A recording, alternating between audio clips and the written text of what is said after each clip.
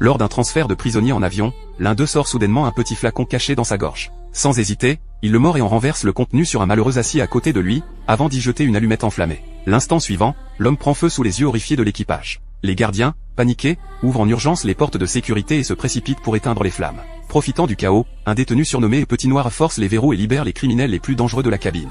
Les gardiens, armés de simples matraques électriques, sont totalement dépassés par la situation. Pendant ce temps, John atteint le cockpit et oblige le pilote à signaler que tout est normal. Désormais, toutes les armes sont entre les mains des prisonniers, et les gardiens deviennent leurs otages. L'avion, désormais contrôlé par les criminels, est surnommé la prison volante. Alors que la majorité exulte, seul Jacques, qui devait être libéré et rentré chez lui, reste abattu. Il y a à peine une demi-heure, il se réjouissait déjà de retrouver sa liberté. À présent, un simple incident a transformé son rêve en cauchemar. Les prisonniers, grisés par leur nouveau pouvoir, s'en prennent même à une gardienne, poussant Jacques à intervenir et à se mettre à dos tous les autres. John, lui, prépare déjà son évasion. Il doit mettre en place un plan minutieux. Pour tromper les renforts, il échange les uniformes des 6 gardiens avec ceux de prisonniers et bâillonne les véritables surveillants, avant de faire embarquer de nouveaux détenus aux compétences variées, dont un pilote et un riche héritier qu'il tient absolument à récupérer. Une fois dans l'avion, l'héritier démonte habilement le dispositif de localisation et le cache dans le compartiment d'un avion civil.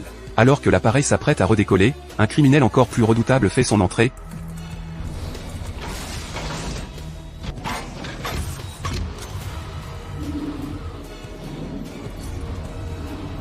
En un an, il a massacré 37 personnes et porte le surnom de boucher de Géorgie. Ce n'est qu'au moment où la prison volante s'élève dans les airs que les gardiens restés au sol comprennent l'ampleur du drame, mais il est déjà trop tard, les voitures de police lancées à sa poursuite ne peuvent plus rien faire.